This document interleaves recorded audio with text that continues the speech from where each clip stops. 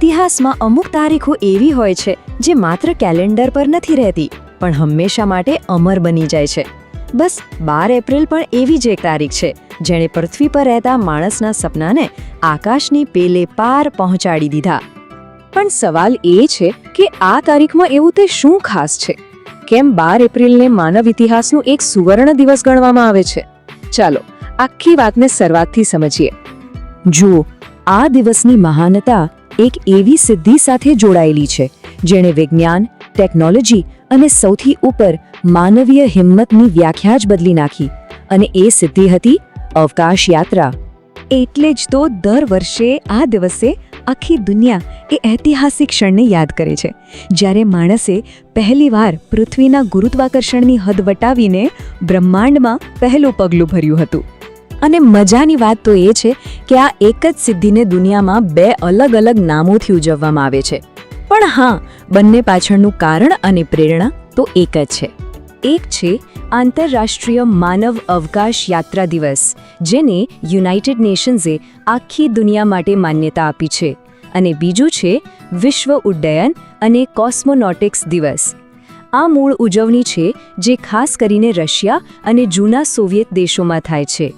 ભલે નામ 2 હોય પણ વાત તો એ જ ગૌરવશાળી ક્ષણની છે. તો આખરે કોણ હતી એ પહેલી વ્યક્તિ જેણે કરોડો લોકોના સપનાને હકીકતમાં જીવી બતાવ્યા અને બ્રહ્માંડના એ અનંત અંધકારમાં જવાની હિંમત કરી?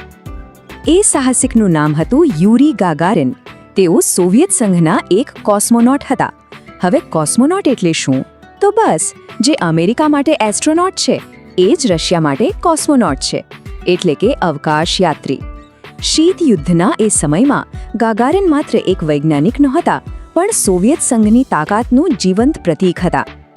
વોસ્ટોક 1 નામના એક નાનકડા કેપ્સ્યુલમાં બેસીને યુરી ગાગારિને એ સફર શરૂ કરી જેણે માનવજાત માટે શક્યતાઓના એક નવા જ બ્રહ્માંડના દરવાજા ખોલી નાખ્યા.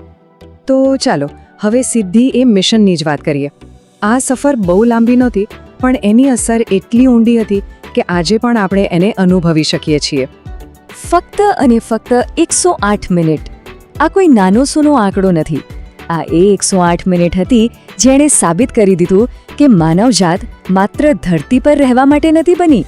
આ 108 મિનિટમાં બ્રહ્માંડ સાથેનો આપણો સંબંધ કાયમ માટે બદલાઈ ગયો. આટલા ઓછા સમયમાં ગાગારિને પૃથ્વીની આખી એક પરિક્રમા કરી લીધી. એક ક્ષણ પહેલા કોઈને ખાતરી નહોતી કે કોઈ માણસ સ્પેસના શૂન્યાવકાશ અને રેડિયેશનનો સામનો કરી પણ શકશે કે નહીં. ગાગારિનની એ ઉડાણે આખી દુનિયાને બતાવી દીધું કે હા, આ શક્ય છે.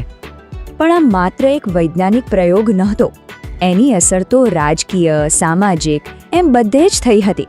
કઈ રીતે? ચલો એ સમજીએ.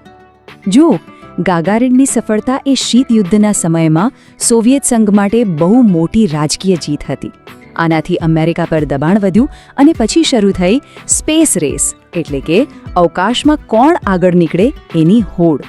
અને આ જ સ્પર્ધા આપણને ચંદ્ર સુધી લઈ ગઈ. અને આજે આપણે જે મંગળ અને એનાથી પણ આગળના મિશન જોઈએ છીએ એનો પાયો પણ અહીં જ નંખાયો.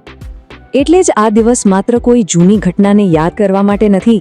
એનો મુખ્ય હેતુ તો નવી પેઢીમાં વિજ્ઞાન અને સંશોધન માટે ઉત્સાહ જગાવવાનો છે. તમને એ યાદ અપાવવાનો છે કે માણસની હિંમત અને જિજ્ઞાસા કોઈ પણ હદને પાર કરી શકે છે. અને અંતે આ દિવસ આપણને એક બહુ જ ઊંડો અને પ્રેરણાદાયક સંદેશ આપી જાય છે. ગાગારિનની 108 મિનિટની યાત્રા એ વાતનો જીવતો જાગતો પુરાવો છે કે જ્યારે હિંમત, જ્ઞાન અને દ્રઢ નિશ્ચય ભેગા થાય ને ત્યારે અશક્ય જેવું કંઈ રહેતું નથી. તે આપણને શીખવે છે કે મોટામાં મોટી મુશ્કેલીઓ પણ પાર કરી શકાય છે. અને આ જ વાત આપણને એ વિચાર પર લાવીને મૂકી દે છે કે આકાશ અંત નથી પણ નવી સંભાવનાઓની શરૂઆત છે. આ દિવસ યાદ અપાવે છે કે માનવતાની શોધ અને સાહસની યાત્રા ક્યારેય અટકવાની નથી. આપણી સીમાઓ આપણી કલ્પનામાં છે, હકીકતમાં નહીં.